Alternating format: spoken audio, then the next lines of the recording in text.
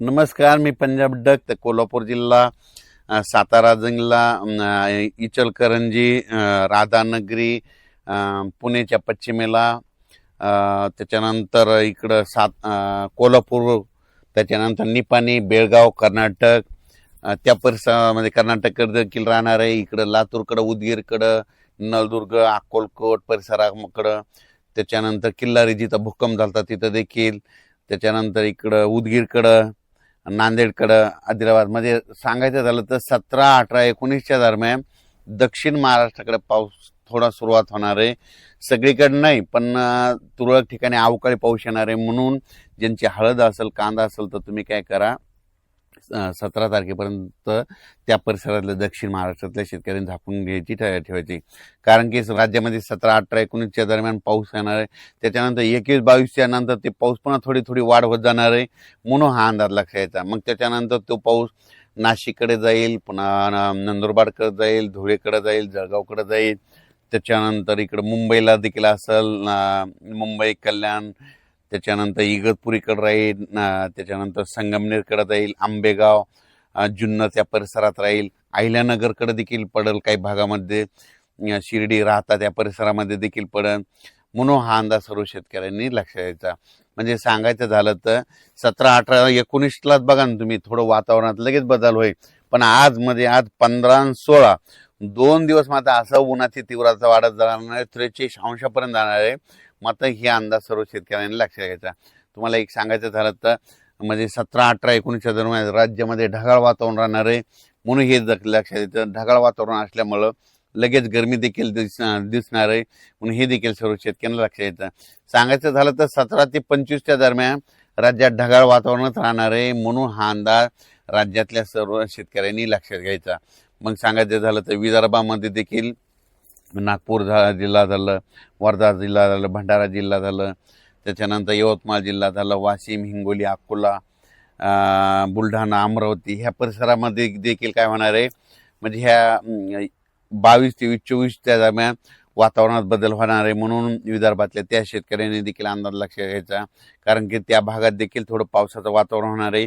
हे अवकाळी पाऊस सगळीकडे नाही पडणार, पण राज्यामध्ये वातावरणामध्ये खूप बदली झालेली दिसत. म्हणून हे लक्षात यायचं.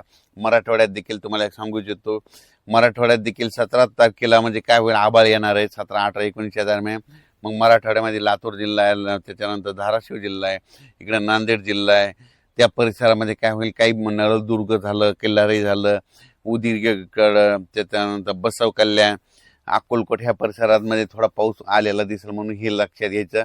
ज्यांचा हळद असेल, कांदा असेल, झाकून घ्यायचे. त्याच्यानंतर परभणी जिल्हा झालं, नांदेड जिल्हा झालं, हिंगोली जिल्हा झालं, संभाजीनगर, जालना ह्या परिसरात देखील 17 तारखेपासूनच ढगाळ वातावरण होणार आहे. म्हणून हा अंदाज लक्षात घ्यायचा.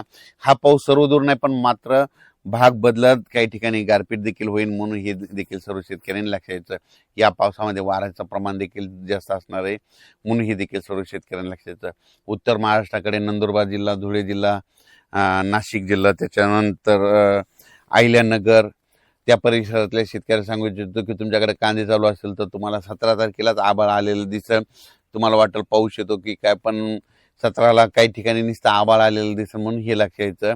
आता 22, 23, 24, 25च्या दरम्यान फक्त भाग बदलत विखुरलेल्या स्वरूपाचा हे अवकाळी येणार आहे. म्हणून हा अंदाज सर्व शेतकऱ्यांनी लक्षात घ्यायचा. काही ठिकाणी गारपीट देखील होईल. म्हणून हे देखील सर्व शेतकऱ्यांनी अंदाज लक्षात घ्यायचा.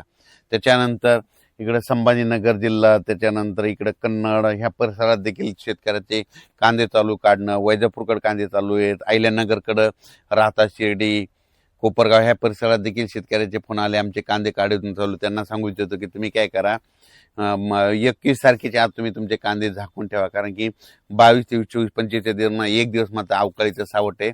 म्हणून ते देखील त्या शेतकऱ्याने लक्षात घ्यायचं. ह्या पावसात देखील राज्यामध्ये गारपीट देखील आहे, वारं देखील आहे, विजा देखील आहे. ही अवकाळी आहे. म्हणून ही देखील सर्व शेतकऱ्यांना लक्षात घ्यायचं. खास करून कोल्हापूर शेतकरा, शिरोळ कारखाना, दत्त शिरोळ कारखाना त्या परिसरात, निपाणी, कर्नाटक, बेळगाव त्या परिसरात जरा जास्त गारपीट होणार आहे. म्हणून त्या तंबाखूच्या शेतकऱ्यांनी देखील काळजी घ्यायची. त्याच्यानंतर इकडं तेलंगणात देखील काही काही ठिकाणी गारपिटीसह पाऊस पडणार आहे. म्हणून तेलंगणातल्या देखील शेतकऱ्यांनी हा अंदाज लक्षात घ्यायचा. त्याच्यानंतर इकडं सातारा जिल्ह्यातल्या शेतकऱ्याचे आंबे देखील आहेत म्हणून त्यांनी देखील हा अंदाज लक्षात घ्यायचा. पुणे, जुन्नर, पुणेकरांना देखील पाऊस पाहायला भेटेल. पुणेकरांना देखील हे अंदाज पुणेकरांना देखील लक्षात घ्यायचा. मुंबईला देखील हे पाऊस अवकाळी पाहायला भेटेल म्हणून मुंबईकरांना देखील हे अंदाज लक्षात. मुंबईकरांना काही ठिकाणी गारपीट देखील पाहायला भेटेल.